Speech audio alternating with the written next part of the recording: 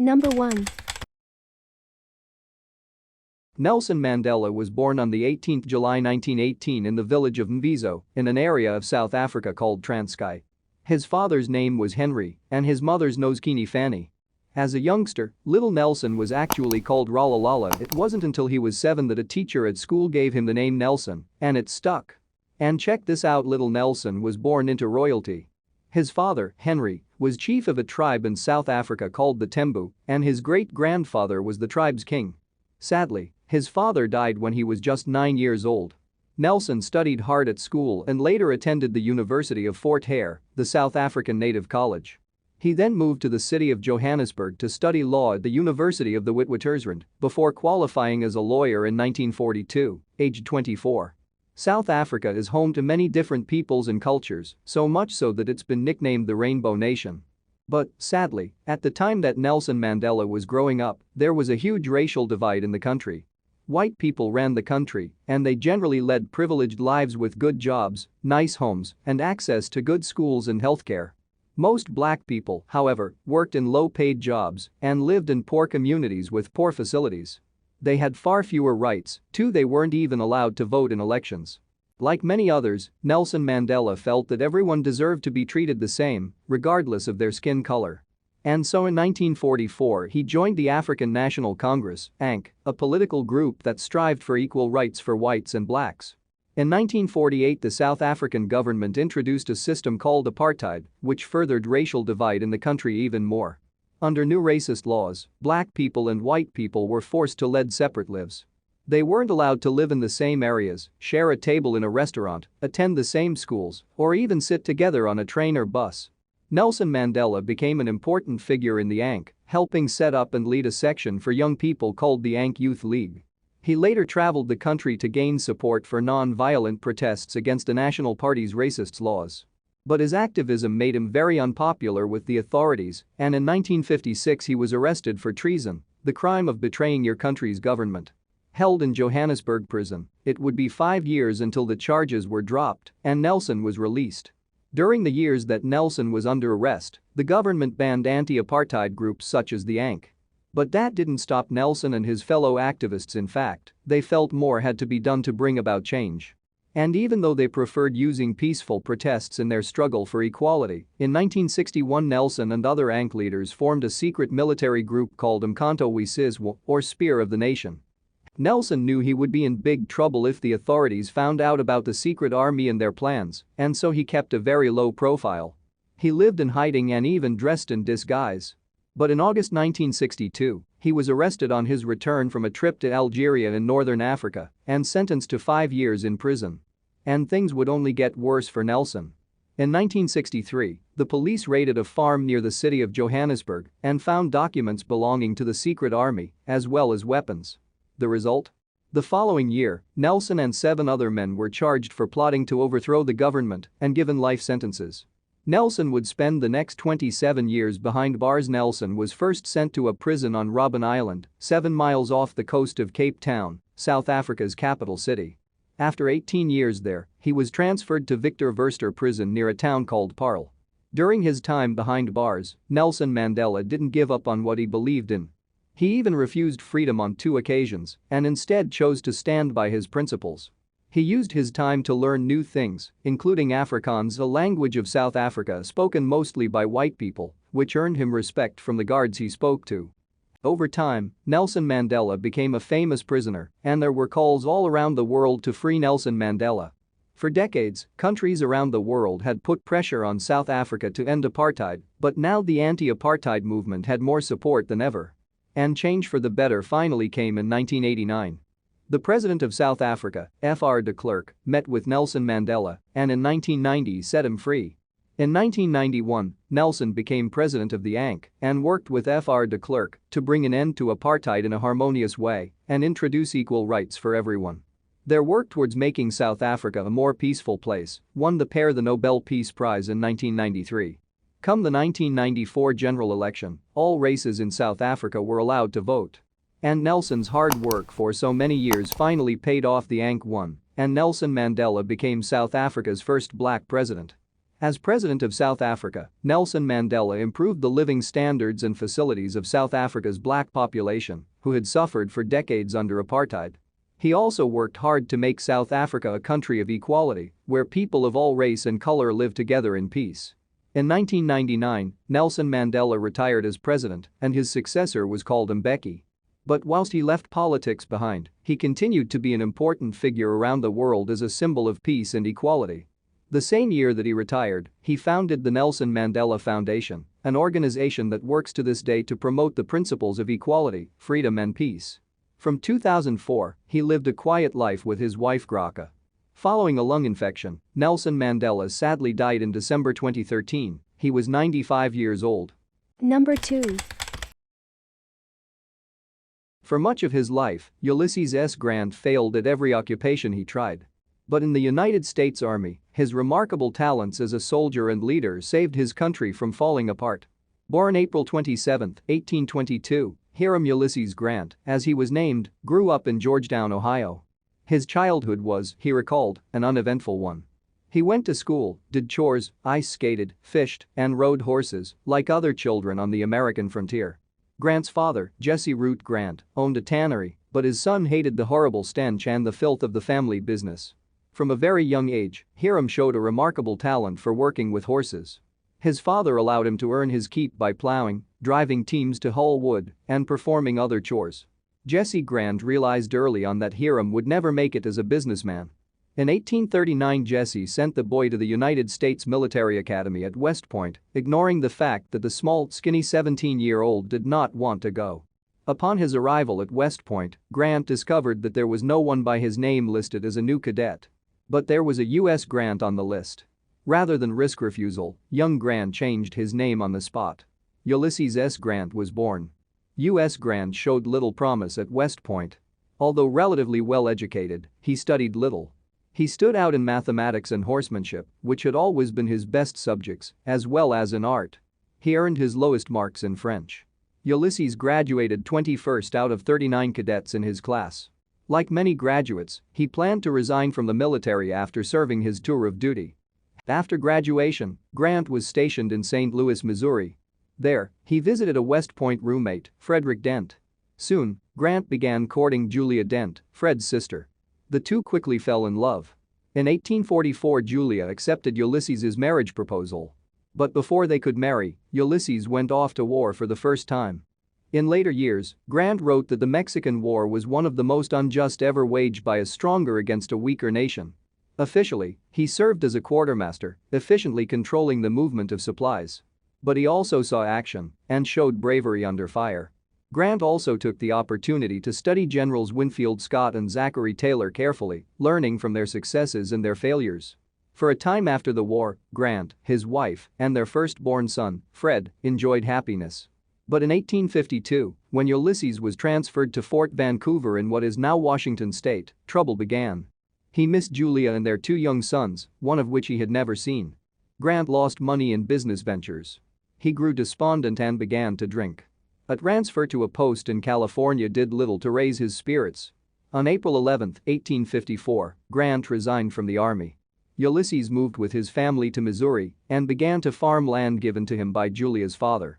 Grant called the farm Hardscrabble, a name that fit. He built a modest house there, planted potatoes, corn, and oats, and struggled to survive. By 1857, after several bad years, the farm had failed. Grant moved to St. Louis, where he failed at several pursuits. Ulysses then moved his family to Galena, Illinois, where he took a job as a clerk in his father's leather goods shop. Shortly after the Civil War started in 1861, Grant once again became a soldier. As a battlefield commander, he won the Union's first major victory, capturing Fort Donelson in Tennessee and demanding the rebels' unconditional surrender. He successfully turned back a surprise Confederate attack at the Battle of Shiloh in Tennessee. His capture of the city of Vicksburg, Mississippi on July 4, 1863, after a drawn-out siege, broke the Confederate stranglehold on the Mississippi. Grant had finally found an arena where he could shine: the battlefield. In March 1864, a grateful Abraham Lincoln appointed Grant commander of all the U.S. armies with the rank of lieutenant general. No soldier since George Washington had held the rank. As commander, Grant worked to constantly occupy Robert E. Lee's rebel army in the east, while Union troops struck at the heart of the South, destroying homes, farms, and factories, and Southerners' willingness to fight. Grant's plan worked, and on April 9, 1865, he accepted Lee's surrender.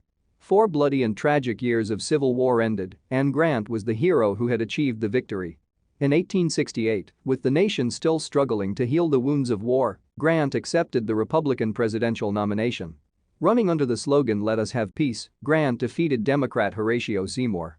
During 2 terms in office, Grant worked hard to bring the North and the South together again, contending with an emerging white supremacist group called the Ku Klux Klan and violent uprisings against blacks and Republicans. He met with Native American leaders, including Red Cloud, trying to develop a peace policy in the West. He also took steps to repair the damaged economy. But his 2 terms as president are best remembered for financial scandals among members of his party and his administration. In 1877, after he left office, Grant traveled with Julia on a round-the-world tour. He was the most famous American of his time. In city after city, Grant was welcomed by cheering mobs and by world leaders, including Queen Victoria and the Emperor and Empress of Japan. After returning to the United States, the Grants moved to New York. There, Ulysses began to put his money into Grant and Ward, a Wall Street investment firm co-owned by his son Buck. Ulysses didn't know that Ferdinand Ward, the firm's other partner, was stealing investors' money. In 1884 the firm went bankrupt. So did Ulysses S. Grant. Desperate for money, Grant turned to writing his wartime memoirs as a way to support his family. He began by selling short magazine articles, then negotiated a book contract with a publishing company owned by his friend, the novelist Mark Twain. Published as a 2-volume set, Grant's memoirs sold some 300,000 copies and became a classic work of American literature, but Grant never saw any of the profits. Shortly after he had begun to write, Grant had been diagnosed with throat cancer. He died on July 23, 1885, just 2 months after the book went to press, and was honored with an enormous funeral procession in New York City. Number 3.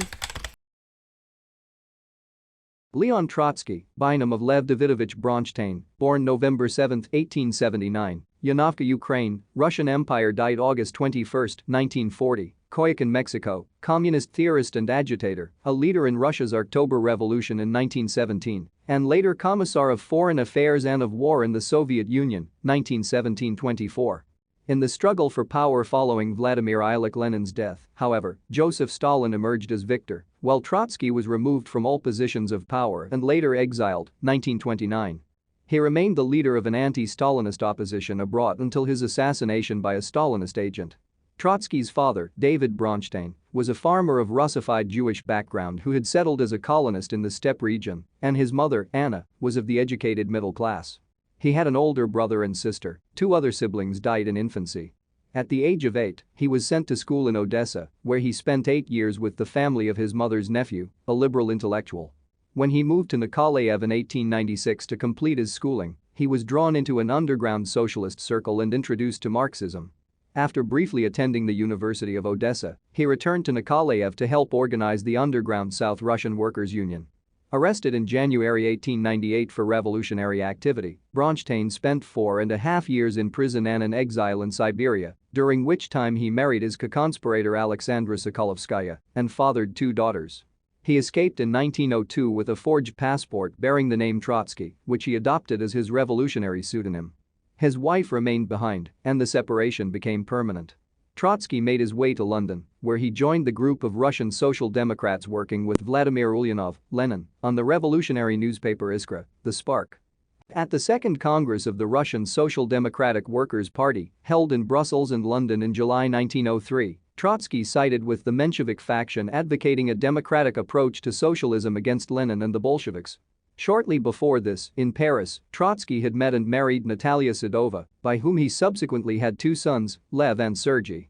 Upon the outbreak of revolutionary disturbances in 1905, Trotsky returned to Russia.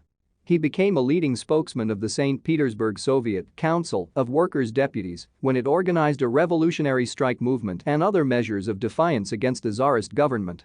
In the aftermath, Trotsky was jailed and brought to trial in 1906. While incarcerated, Trotsky wrote one of his major works, Results and Prospects, setting forth his theory of permanent revolution. In 1907, after a second exile to Siberia, Trotsky once again escaped. He settled in Vienna and supported himself as a correspondent in the Balkan Wars of 1912-13. At the outbreak of World War I, Trotsky joined the majority of Russian Social Democrats who condemned the war and refused to support the war effort of the Tsarist regime. He moved to Switzerland and then to Paris. His anti-war stance led to his expulsion from both France and Spain. He reached New York City in January 1917, where he joined the Bolshevik theoretician Nikolai Bukharin in editing the Russian-language paper Novy Mir, The New World. Trotsky hailed the outbreak of revolution in Russia in February, March, New Style, as the opening of the permanent revolution he had predicted. He reached Petrograd in mid-May and assumed the leadership of a left-wing Menshevik faction. Following the abortive July Days uprising, Trotsky was arrested in the crackdown on the Bolshevik leadership carried out by Alexander Kerensky's liberal government. In August, while still in jail, Trotsky was formally admitted to the Bolshevik Party and was also elected to membership on the Bolshevik Central Committee. He was released from prison in September and shortly afterward was elected chairman of the Petrograd Soviet of Workers' and Soldiers' Deputies. When fighting was precipitated by an ineffectual government raid early on November 6, October 24, Old Style, Trotsky took a leading role in directing countermeasures for the Soviet while reassuring the public that his military revolutionary committee meant only to defend the Congress of Soviets. Governmental authority crumbled quickly, and Petrograd was largely in Bolshevik hands by the time Lenin reappeared from the underground on November 7 to take direct charge of the revolution and present the Congress of Soviets with an accomplished fact when it convened next day. Trotsky continued to function as the military leader of the revolution when Kerensky vainly attempted to retake Petrograd with loyal troops. He organized and supervised the forces that broke Kerensky's efforts at the Battle of Pulkovo on November 13. Immediately afterward he joined Lenin in defeating proposals for a coalition government including Mensheviks and socialist revolutionaries. Number 4. Haile Selassie, original name Tafari Makanan, born July 23, 1892, near Harar, Ethiopia, died August 27, 1975, Addis Ababa, Emperor of Ethiopia from 1930 to 1974, who sought to modernize his country and who steered it into the mainstream of post-World War II African politics. He brought Ethiopia into the League of Nations and the United Nations and made Addis Ababa the major center for the Organization of African Unity, now African Union. Tafari was a great-grandson of Haile Selassie of Shewa, Shoa, and a son of Ras, Prince Makanan, a chief advisor to Emperor Menelik II. Educated at home by French missionaries, Tafari at an early age favorably impressed the emperor with his intellectual abilities and was promoted accordingly. As governor of Sidamo and then of Harar province, he followed progressive policies, seeking to break the feudal power of the local nobility by increasing the authority of the central government, for example, by developing a salaried civil service. He thereby came to represent politically progressive elements of the population. In 1911 he married Wayzero Menon, a great-granddaughter of Menelik II. When Menelik II died in 1913, his grandson Lij Yasu succeeded to the throne, but the latter's unreliability and his close association with Islam made him unpopular with the majority Christian population of Ethiopia. Tafari became the rallying point of the Christian resistance, and he deposed Lij Yasu in 1916.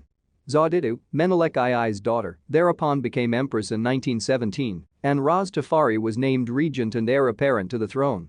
While Zawditu was conservative in outlook, Ras Tafari was progressive and became the focus of the aspirations of the modernist younger generation. In 1923 he had a conspicuous success in the admission of Ethiopia to the League of Nations. In the following year he visited Rome, Paris, and London, becoming the first Ethiopian ruler ever to go abroad.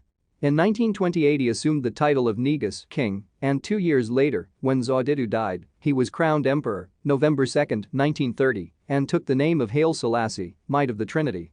In 1931 he promulgated a new constitution, which strictly limited the powers of parliament. From the late 1920s on, Haile Selassie in effect was the Ethiopian government and, by establishing provincial schools, strengthening the police forces, and progressively outlawing feudal taxation, he sought to both help his people and increase the authority of the central government. When Italy invaded Ethiopia in 1935, Haile Selassie led the resistance, but in May 1936 he was forced into exile. He appealed for help from the League of Nations in a memorable speech that he delivered to that body in Geneva on June 30, 1936. With the advent of World War II, he secured British assistance in forming an army of Ethiopian exiles in the Sudan.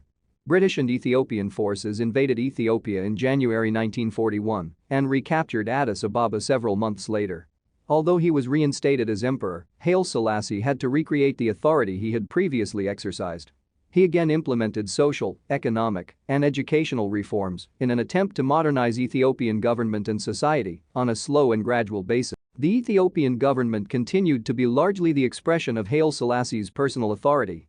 In 1955 he granted a new constitution giving him as much power as the previous one.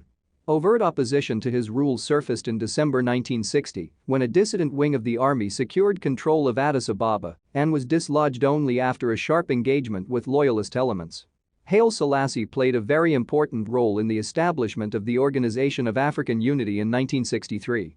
His rule in Ethiopia continued until 1974, at which time famine, worsening unemployment, and the political stagnation of his government prompted segments of the army to mutiny.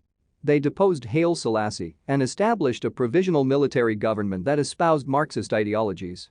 Haile Selassie was kept under house arrest in his own palace, where he spent the remainder of his life. Official sources at the time attributed his death to natural causes, but evidence later emerged suggesting that he had been strangled on the orders of the military government. Haile Selassie was regarded as the messiah of the African race by the Rastafarian movement. Number 5.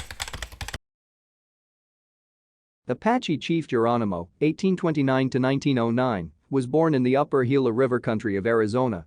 Although he harbored animosity toward the Mexican soldiers who killed his wife and children, he also grew to dislike the Anglo-Americans who took over the region following the 1848 Treaty of Guadalupe Hidalgo. After his Chiricahua Apaches were forced onto Arizona's San Carlos Reservation in the mid-1870s, Geronimo led his followers on a series of escapes that bolstered his legend and embarrassed the U.S. government. He surrendered to General Nelson Miles in 1886 and remained a celebrity in captivity until his death at Oklahoma's Fort Sill. When Geronimo died, he had been a legend for more than a generation. But his courage and determination did more than provide a battle cry for paratroopers of another day. It helped sustain the spirits of his people, the Chiricahua Apaches, in the last desperate days of the Indian Wars. Geronimo was born in the upper Gila River country of Arizona. He came to maturity in the final years of Mexican rule of the region. His antagonism toward the Mexicans was as deep-rooted as it was understandable. In one fateful encounter, Mexican soldiers killed his mother, his wife, and his 3 small children. This tragic event steeled the young man for a long life of frequent conflict. In 1848, soon after the signing of the Treaty of Guadalupe Hidalgo, in which Mexico ceded extensive lands in the southwest to the United States, the Anglo-Americans made it clear they intended to restrict the old patterns of raiding and territorial use by the different Apache bands. The Anglo-American mines, ranches, and communities disrupted established Apache lifeways. The intruders set limits on where the Apaches could live and how. The Apaches, of course, had other ideas. The initial reservation established for the Chiricahua Apaches in 1872 included at least a portion of their homeland. The Chiricahuas were unhappy with the prospect of any reservation life, but their dismay turned to anger when they were evicted from this reserve and forcibly gathered with other Apache groups on the San Carlos Reservation in Arizona in the mid-1870s. Geronimo bitterly resented the move, and he especially disliked San Carlos. For the next decade he and his followers repeatedly broke out from what they saw as imprisonment. Once clear of San Carlos, they were difficult to locate and bring back, for they knew well the country of southern Arizona and northern Mexico. Time after time, Geronimo sought a more unfettered existence, despite the best efforts of the U.S. Army. Geronimo's repeated escapes embarrassed and provoked politicians, army officers, and the non-Indian populace of the Southwest. His very name brought terror to the people who continually heard of his evading capture and occasionally killing Anglo-Americans and Mexicans. Territorial newspaper headlines blared his name time and again. His final surrender to Gen. Nelson Miles in Skeleton Canyon, Arizona, just north of the Mexican border, on September 4, 1886, truly marked the end of a chapter in Apache and Western American history. It meant exile for himself and almost 400 of his fellows. They were sent by train to incarceration at Fort Pickens, Florida, Mount Vernon Barracks, Alabama, and finally, in 1894, Fort Sill, near Lawton, Oklahoma. Geronimo spent more than 14 years at Fort Sill, although he was allowed sporadically to appear at World's Fairs and other gatherings. He was a celebrity in defeat but still a captive when he died and was buried at Fort Sill in the new state of Oklahoma. Number 6. Caligula was Rome's most tyrannical emperor. His reign from 37 to 41 AD is filled with murder and debauchery, to levels even his infamous nephew Nero could not reach. The great-great-grandson of Julius Caesar certainly left his mark by his possible madness and definitely horrific acts. The story of Caligula is a legacy that goes back thousands of years. In his short life of only 29 years, he experienced terrible tragedy, a deep hatred for the man who killed his family, great power as the emperor of Rome, and eventually, a brutal death.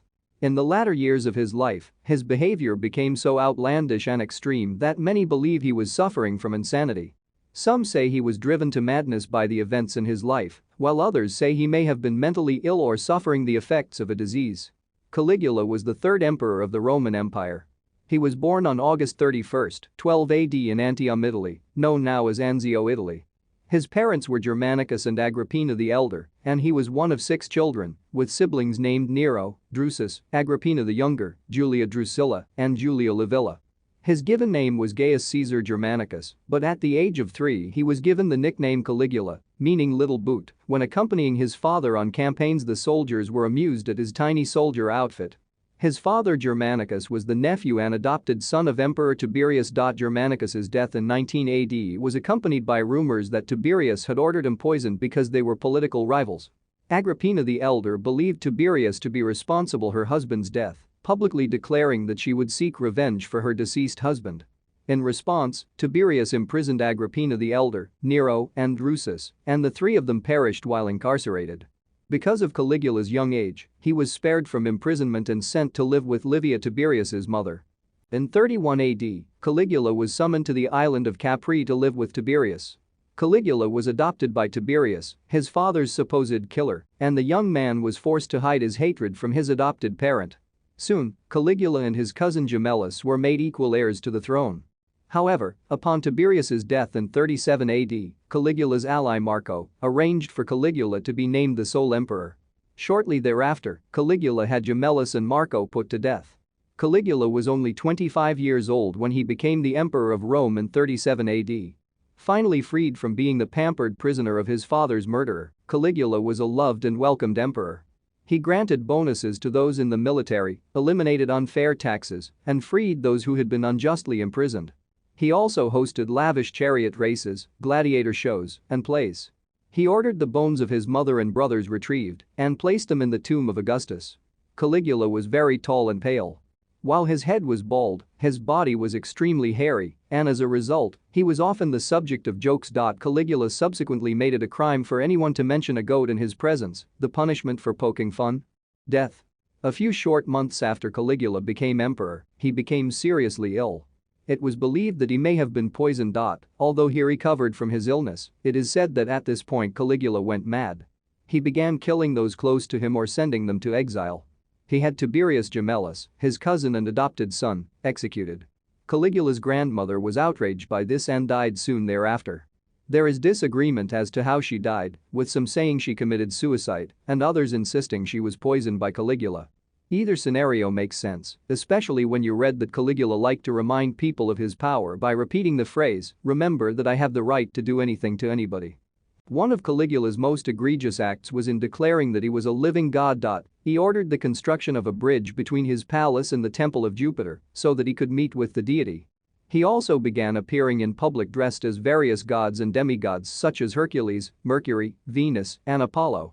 Reportedly, he began referring to himself as a god when meeting with politicians, and he was referred to as Jupiter on occasion in public documents. Caligula had the heads removed from various statues of gods and replaced with his own in various temples. Another famous example of Caligula's eccentricity is the story of his horse, Insiditus. It is said that the emperor had such a fondness for the animal that he gave it its own house, complete with a marble stall and ivory manger. The oddest part of the tale is that Caligula apparently had plans to make Insiditus a consul. As Caligula's actions became more outrageous, the people of Rome began to hate him and wished to remove him from power. At one point, Caligula declared to the Senate that he would be leaving Rome and moving to Egypt, where he would be worshipped as a living god. That's probably when Cassius Chaerea of the Praetorian Guards began to plot for Caligula's demise. On January 24, 41 AD, a group of guards attacked Caligula after a sporting event. He was stabbed more than 30 times, and upon his death, he was buried in a shallow grave. Charia was said to have been the first to stab Caligula, with others joining in afterwards. The emperor's wife and daughter were also stabbed and killed. After his death, the Senate pushed to have Caligula erased from Roman history, ordering destruction of his statues and moving quickly to restore the Republic. In an unexpected turn of events, the people of Rome were angry and demanded revenge against those who murdered their emperor. Caligula's uncle, Claudius, became the next Roman emperor and ordered the deaths of Charia and anyone else who was involved in Caligula's death. Some say that Caligula was insane, but historians have also theorized that Caligula may have suffered from epilepsy and lived with a constant fear of having seizures. This theory was supported by the fact that Caligula was known to speak to the moon. It was once believed that epilepsy was caused by the effects of the moon. Other historians theorize that Caligula may have suffered from hyperthyroidism and shown it with his irritability and the way he would stare into the distance. Headaches were also said to be another common issue for the emperor. While Caligula's reign as emperor was short-lived, it is clear that he had a huge impact on the Roman Empire. Whether he was driven to insanity by the horrific deaths of his family members at the hands of the man who later took him in, driven mad through poisoning, or was suffering from an undiagnosed medical condition or mental illness, we may never know. However, one thing remains clear: Caligula and his mad actions made him one of the most infamous Roman emperors of all time. Number 7.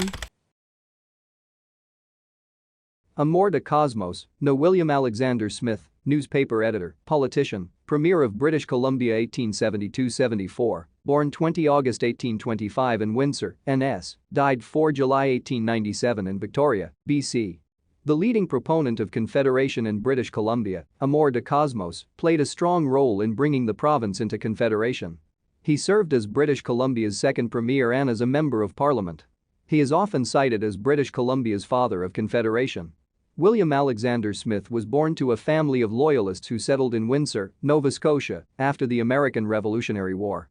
As a child, he attended private school and King's College School. In 1840, his family relocated to Halifax, where he worked as a clerk for a wholesale and retail grocery firm. He also attended grammar school at night, which was run by the father of future Prime Minister Sir John Thompson.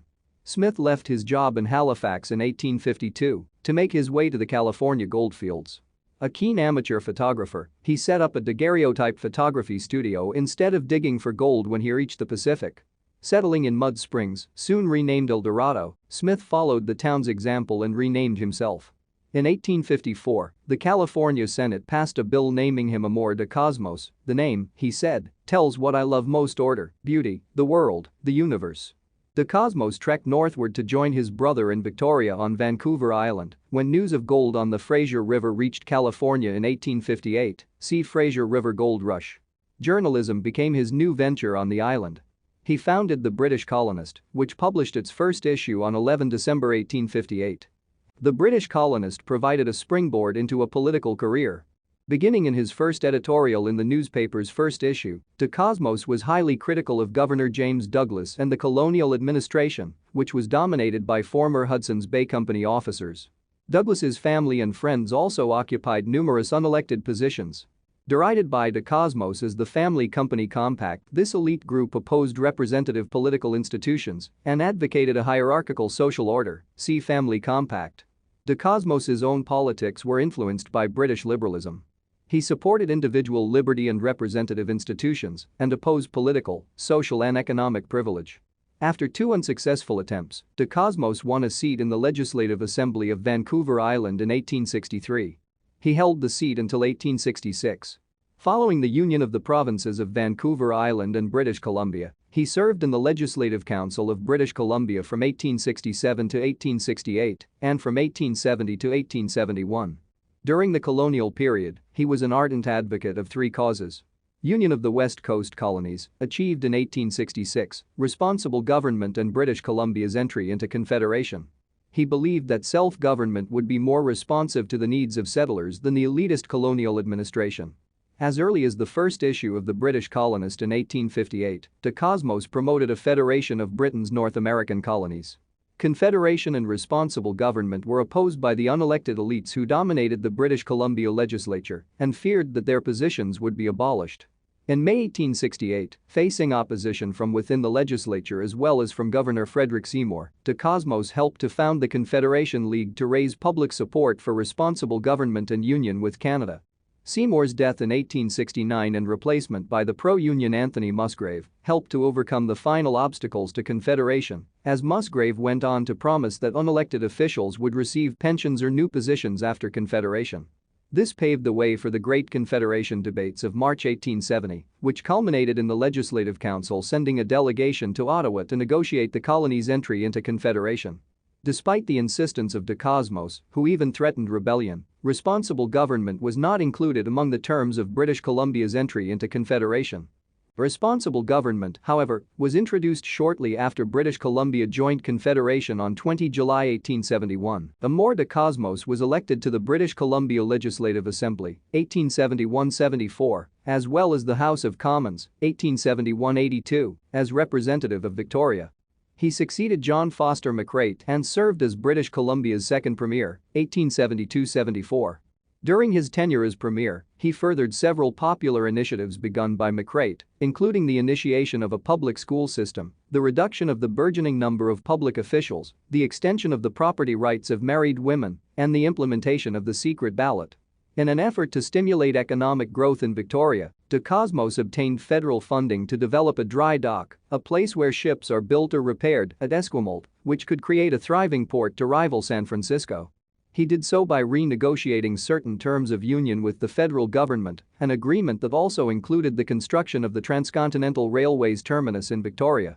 In the run-up to the 1874 general election, de Cosmos's political opponents capitalized on the public's fear and frustration over delays in extending the Transcontinental Railway to the West Coast.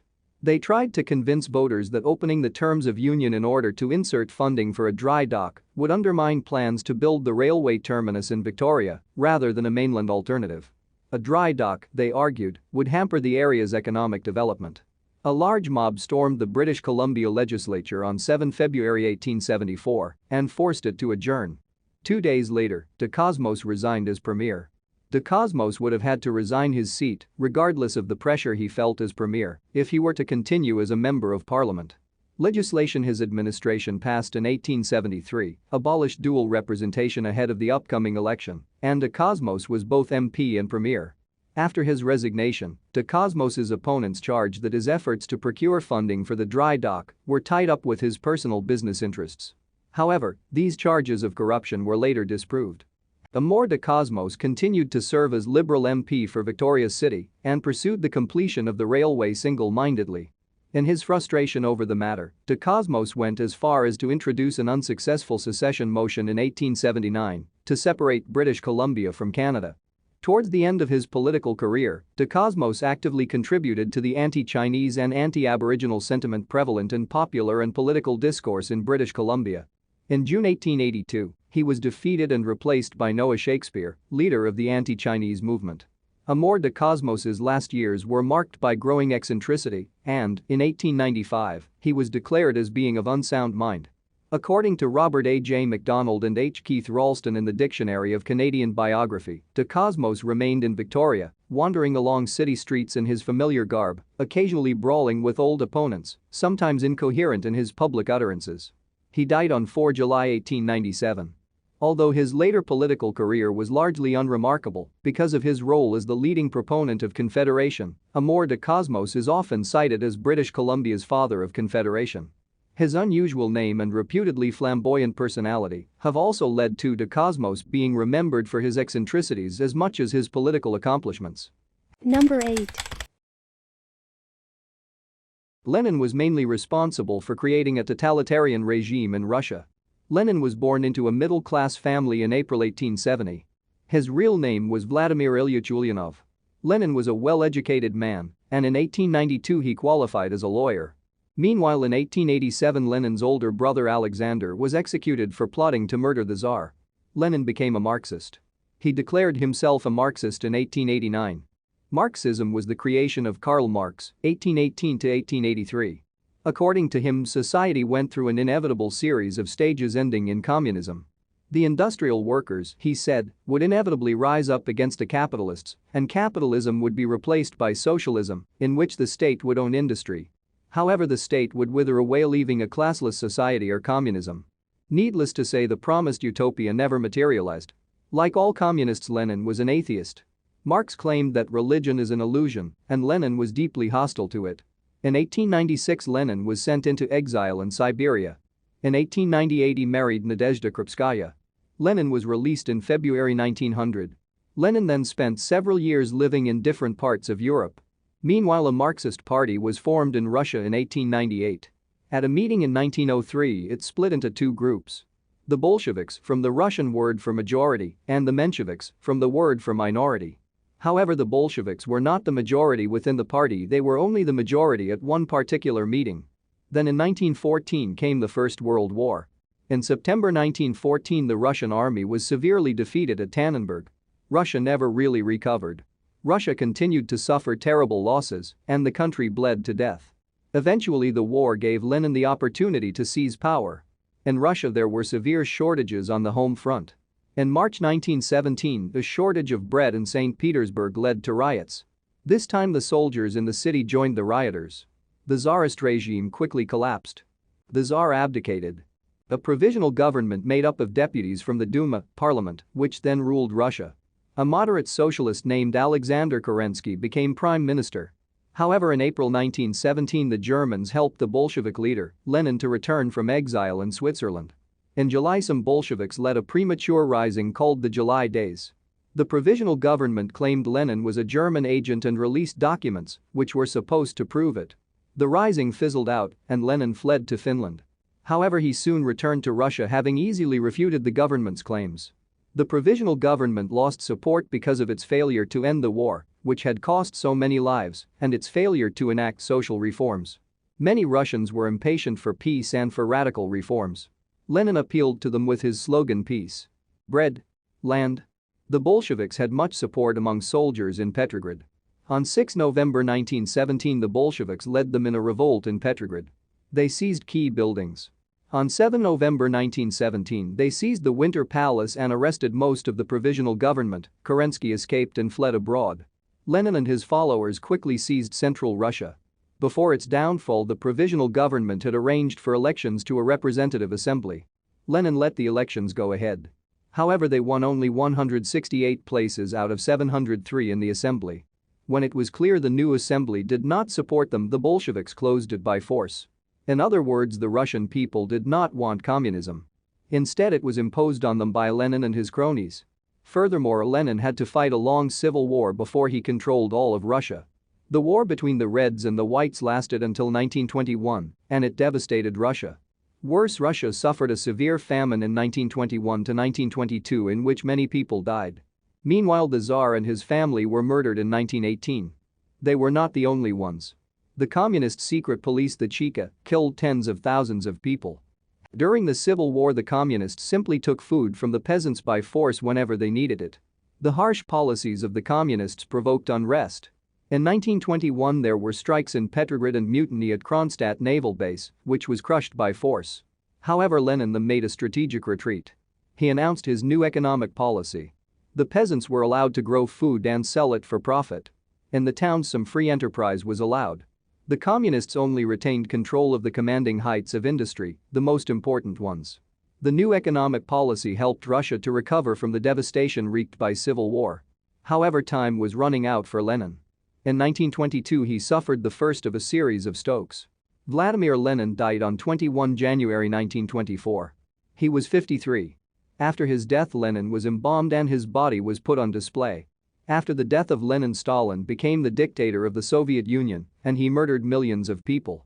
However, communism finally collapsed in the Soviet Union in 1991 and Lenin's dream ended in total failure. When Lenin died in 1924, the great city of St. Petersburg was named after him. However, in 1991 it was changed back again. Number 9. Pancho Villa was a top military leader of the Mexican Revolution, whose exploits were regularly filmed by a Hollywood company. Born on June 5, 1878, in San Juan del Rio, Durango, Mexico, Pancho Villa started off as a bandit who was later inspired by reformer Francisco Madero, helping him to win the Mexican Revolution. After a coup by Victoriano Huerta, Villa formed his own army to oppose the dictator, with more battles to follow as Mexican leadership remained in a state of flux. He was assassinated on July 20, 1923, in Parral, Mexico. Mexican revolutionary Pancho Villa was born Doroteo Arango on June 5, 1878, in San Juan del Rio, Durango. Villa spent much of his youth helping out on his parents' farm. After his father's death when Villa was only 15 years old, he became head of the household. With his new role as protector of his household, he shot a man who was harassing one of his sisters in 1894. He fled, spending 6 years on the run in the mountains. While there, he joined a group of fugitives and became a bandit. Although the specifics of what occurred in Villa's life during this time are unknown, it's confirmed that he changed his name while on the run to avoid getting caught by the authorities. In the late 1890s, he worked as a miner in Chihuahua, in addition to selling stolen cattle. But it wasn't long before he added more serious crimes to his record, robbing banks and taking from the wealthy. In 1910, while still living as a fugitive, Pancho Villa joined Francisco Madero's successful uprising against Mexican dictator Porfirio Diaz. With Villa's skills as a treating, writing, fighting and his knowledge of the land, Madero was named a revolutionary leader, and his company won the First Battle of Ciudad Juarez in 1911. The rebels eventually drove Diaz out of power, and Madero took the position of president, having named Villa a colonel.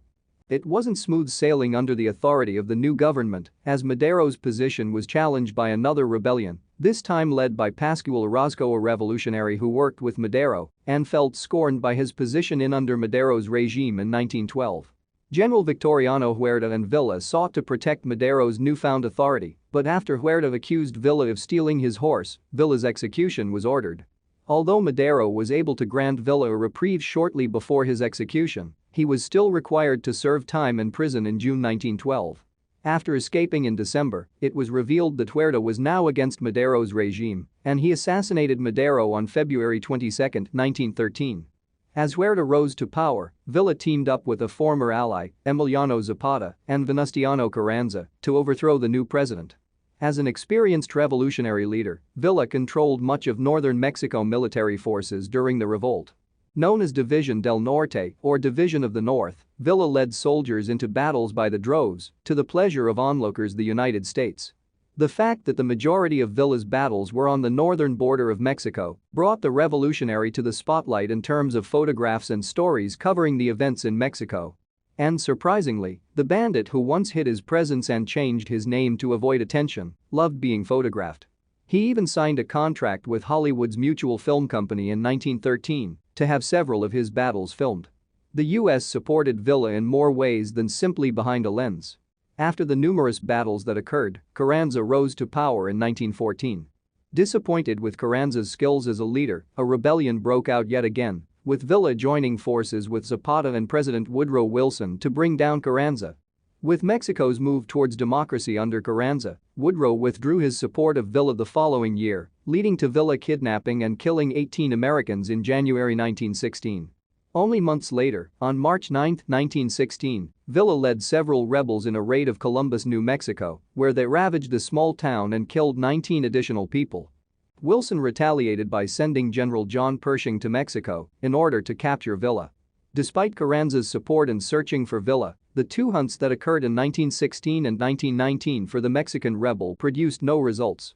In 1920, Carranza was assassinated and Adolfo de la Huerta became the president of Mexico. In an effort to restore peace to the unstable nation, de la Huerta negotiated with Villa for his withdrawal from the battlefield.